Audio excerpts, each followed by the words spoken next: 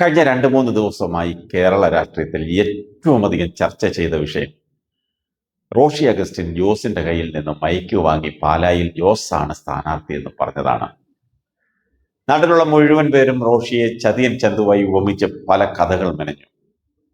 മാധ്യമങ്ങളെല്ലാം കൊണ്ടുപിടിച്ച് ആഘോഷിച്ചു. റോഷി ജോസിനെ ചതിച്ചത് തന്നെ. മലയാളത്തിലെ ഒരു പ്രമുഖ ചാനൽ ആസ്ഥാന മാണി വിരോധികളായ 4 പേരെ കുടിയിരുത്തി 1 മണിക്കൂർ ചർച്ച ചെയ്ത് പാർട്ടി പിളർന്നു എന്ന് പ്രമേയം പാസാക്കി. അങ്ങനെ കേരള കോൺഗ്രസ് പിളർന്നു. ബ്രാക്കറ്റിൽ പറഞ്ഞവന്മാർക്കല്ല ഒരു മനസുഖം. നാട്ടിലുള്ള മാണി വിരോധികൾക്കെല്ലാം പെരുത്ത സന്തോഷവും. റോഷി പറഞ്ഞതിൽ തെറ്റില്ലെന്നും തന്നെ റോഷി സ്ഥാനാർത്ഥിയായി പ്രഖ്യാപിച്ചിട്ടില്ലെന്നും ജോസ് കെ മാണി ആവുന്ന രീതിയിലെല്ലാം പറഞ്ഞു നോക്കി. ഒരുത്തനും അത് കേൾക്കാൻ കൂട്ടാക്കിയില്ല. ജോസിനോട് മാധ്യമങ്ങൾ ചോദിച്ച ചോദ്യത്തിന് പാർട്ടി തീരുമാനിക്കുമെന്നാണ് പറഞ്ഞത്. അടുത്തിരുന്ന റോഷി ജോസിന്റെ കയ്യിൽ നിന്ന് മൈക്ക് വാങ്ങി പറഞ്ഞു, പാർട്ടി തീരുമാനിക്കും, ജോസ് സ്ഥാനാർത്ഥിയാകും. കേട്ട പാതി കേൾക്കാത്ത പാതി മാധ്യമങ്ങളെല്ലാം ആഘോഷവും തുടങ്ങി. റോഷി പഴയ ഒരു KSC പ്രവർത്തകന്റെ ആവേശത്തിൽ ചോരത്തിളപ്പോടുകൂടി പറഞ്ഞതാണെന്ന് ജോസ് കെ മാണി പ്രതികരിച്ചു. പഴയ KSC പ്രവർത്തകനുമാണ്, ചോരത്തിളപ്പുമുണ്ട്. പക്ഷെ ചെയർമാൻ മത്സരിക്കുമെന്ന് ഞാൻ പറഞ്ഞത് കൃത്യമായ പാർട്ടിയുടെ നിലപാടാണെന്ന് തലയുയർത്തി നിന്ന് ചങ്കൂറ്റത്തോടെ റോഷി വീണ്ടും ആവർത്തിച്ചു. ഒടുവിൽ ജോസ് പറഞ്ഞു, റോഷി പറഞ്ഞത് ഞാൻ ആസ്വദിച്ചു എന്ന്. ഈ കേരളത്തിലുള്ള മുഴുവൻ മാധ്യമങ്ങളും പൊട്ടന്മാരായി പോയതാണ്, അതോ പൊട്ടനായി അഭിനയിച്ചതാണ്? യഥാർത്ഥത്തിൽ റോഷിയും ജോസും കൂടി ഇവന്മാരെയെല്ലാം പൊട്ടന്മാരാക്കിയതല്ലേ? കേരള കോൺഗ്രസിന്റെ ഉന്നതതല രാഷ്ട്രീയകാര്യ സമിതി ആലോചിച്ചെടുത്ത തീരുമാനം അത് റോഷിയെ കൊണ്ട് നടപ്പാക്കുകയാണ് ചെയ്തത്. അതിലും ഒരു ട്വിസ്റ്റ്, വാർത്താ പ്രാധാന്യം അത്രയും. പാലായിൽ മറ്റ് 2 മുന്നണികളുടെയും സ്ഥാനാർത്ഥികൾ ആട്ടവും പാട്ടും തുടങ്ങിയപ്പോൾ ഇടതുപക്ഷ ജനാധിപത്യ മുന്നണിയുടെ സ്ഥാനാർത്ഥി ആരാണെന്നറിയാതെ കൂടെ നിൽക്കുന്നവർ പൊടിഞ്ഞു പോകാതിരിക്കാൻ എല്ലാവരും കൂടി അങ്ങ് അറിഞ്ഞു കളിച്ച ഒരു കളി, അതാണ് കഴിഞ്ഞ ദിവസങ്ങളിൽ നമ്മൾ കണ്ടത്. ഒന്നാമത്, പാർട്ടി ചെയർമാൻ എന്ന നിലയിൽ സ്ഥാനാർത്ഥികളെ പ്രഖ്യാപിക്കേണ്ടയാളാണ് ജോസ് കെ മാണി. അയാൾ ഒരിക്കലും താനാണ് പാലായിലെ സ്ഥാനാർത്ഥി എന്ന് പറയുവാൻ പറ്റുമോ?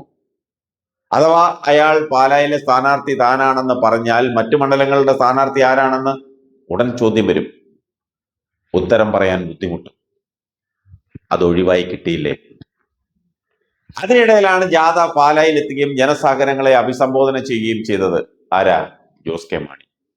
നാളിതുവരെ വാ തുറന്ന് ശത്രുക്കളോട് പോലും ഒന്നും പറയാത്ത ജോസ് കെ മാണി കാപ്പനെ രാഷ്ട്രീയമായി ആക്രമിച്ചാണ് പാലയിൽ നിന്ന് ആ ജാഥ പിരിഞ്ഞത്. തന്റെ പിതാവ് KM മാണി 2019 90% പണി പൂർത്തിയാക്കിയ പദ്ധതികളെ താൻ കഴുത്തിന് ഞെരിച്ചു കൊന്നുവെന്ന് കാപ്പൻ പറഞ്ഞതിനെ ജോസ് ചോദ്യം ചെയ്തു. ജോസിന്റെ വാദഗതികളെ മുഴുവൻ ശരിവെക്കുന്ന രീതിയിലായിരുന്നു കാപ്പന്റെ പിന്നീടുള്ള മറുപടി.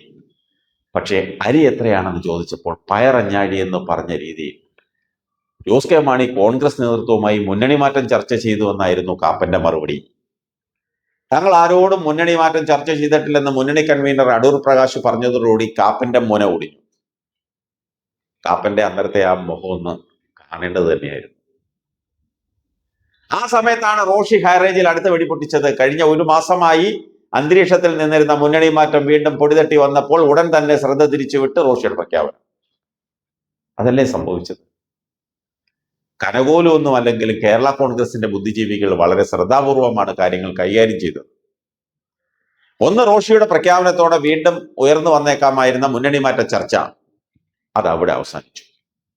അടുത്ത മാസം തെരഞ്ഞെടുപ്പ് പ്രഖ്യാപിച്ചു കഴിയുമ്പോൾ ജോസിനെ സ്ഥാനാർത്ഥിയായിട്ട് പ്രഖ്യാപിച്ചാൽ ജോസ് ജയിക്കുമോ തോൽക്കുമോ എന്ന ചർച്ച, ആ ചർച്ച കൊണ്ട് തെരഞ്ഞെടുപ്പ് ദിവസം എത്തും.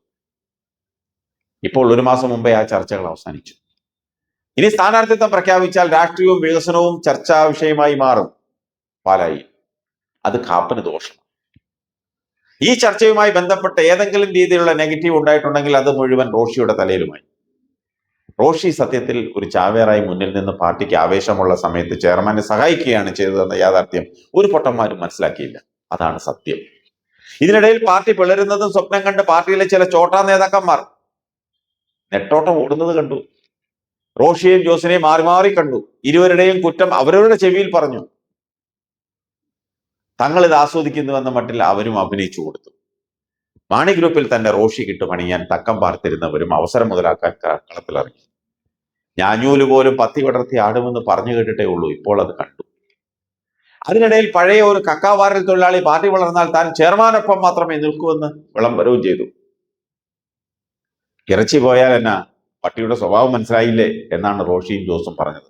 ഇതിലെ ഒരു മുഖ്യ കാർമ്മികനെ ജോസ് വിളിച്ച് വിരട്ടി എന്നും കേൾക്കുന്നു.